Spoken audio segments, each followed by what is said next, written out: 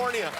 Thanks. You picked quite a week to visit. I know. Yeah. I'm so sorry. I was actually born here, and so it's painful to see so much hurt and heartbreak. But kudos to the firefighters. No kidding. I mean, it's unbelievable what they're doing. Yeah. I would not have the bravery to do anything of that type. No, nor I. Yeah. I am in the job that I'm meant to be in. Were you able to get a hotel? Because, like, all the hotels are now full of people. I was. Yeah. I will tell you, I don't know if this is the new custom here, but I checked in, and then I went to the little mini bar to get a bottle of water, and I picked it up, and there's a pile of weed there.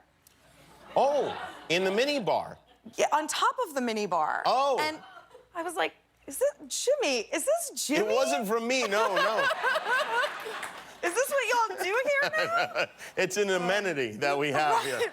I thought it was very nice, very thoughtful. What did you do with it? Well, so I went into, like, because I watch a lot of Dateline. I went into, like, crazy paranoid mood. Like, what if they come back for it in the middle of the night? You got paranoid from the pot without even smoking. Without even smoking. That's remarkable, really. I switched rooms. I was like, I don't want any part of this drug den. So you are one of very few people, even on CNN, you're one of few people who even kind of declares which side they're on. True?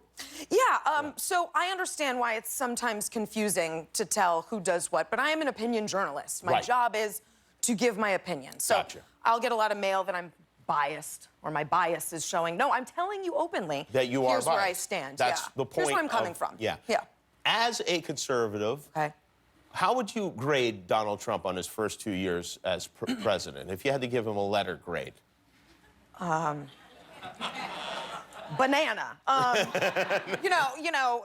You can't grade him as a conservative because there's very little that's conservative about him.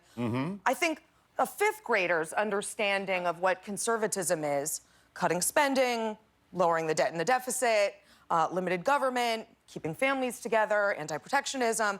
These are the understandings of what conservatism as a movement means. He doesn't really hew too much of that, so it's hard to give him a grade from that point of view. Do your fellow conservatives get upset that you are not defending him on television? Do you get that from people?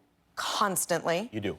Yeah, and from the second he started running, because for people like me, it was very clear he was not going to run as a Republican. He wasn't going to run as a conservative, and he can run any way he wants. But let's call a spade a spade.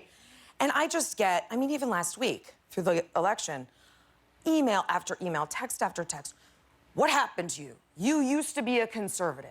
And I have to be like, Dad, I did not change.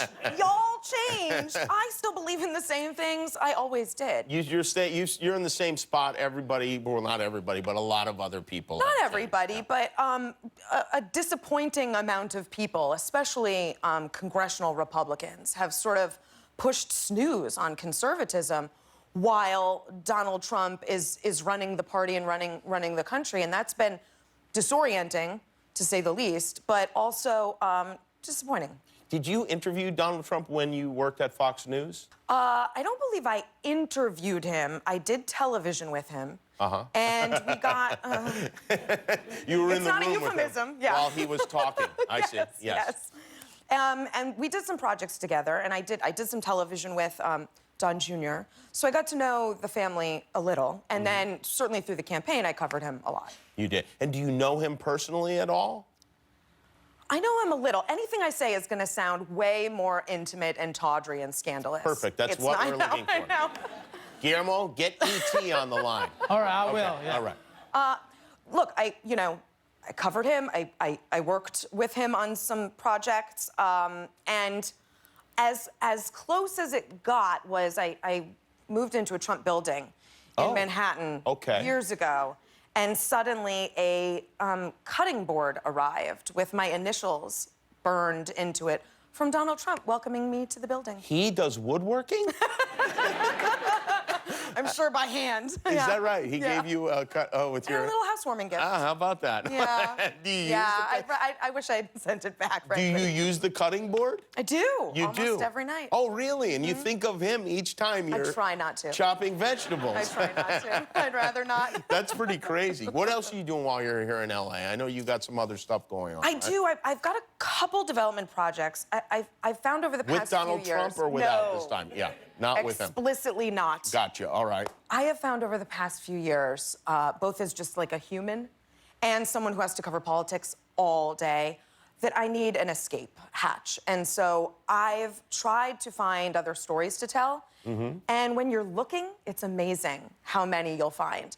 So one that I found that I'm working on developing is the story of the first openly gay Revolutionary War hero. Really? Yes. His name was Baron von Steuben, and he was fabulous. Really? Yes. Baron von Steuben? Yes, he was Prussian, and he sort of conned his way into coming over here as an inspector general. And Benjamin Franklin and George Washington said, sure, we'll bring you over. And he arrived in a fur-covered, horse-drawn sled with a miniature greyhound and a cadre of boyfriends and secretaries behind him. Wow. It was amazing. And if people know him at all, they know that he really sort of revolutionized the way the military lays out camp. To this day, we use a lot of the things that he taught us. He did, But wow. yeah, but what people don't know is that he was openly gay. It was almost the first Don't Ask, Don't Tell. That's a pretty great story, yeah. Yeah, I'm excited to tell it. And you're finding out about this out here? No, Oh. no. I don't know. No, I'm trying to convince people out here. Yeah, to you're help me definitely getting tell it. kicked out of the Republican Party. I don't know. You've got about like 5 minutes left. 5 before minutes they throw ago, you. yeah. Between Trump and this Baron von Steuben, your days are numbered. The feeling's mutual these days. Well, it's great to see you. Thank you for Jimmy. coming. I Thanks. watch you all the time on CNN. Thanks. S.E. Cupp, everyone. S.E. Cupp Unfiltered, Saturday nights, 6 Eastern on CNN. Thanks for watching. And remember, every time you click the subscribe button, one of your enemies gets destroyed.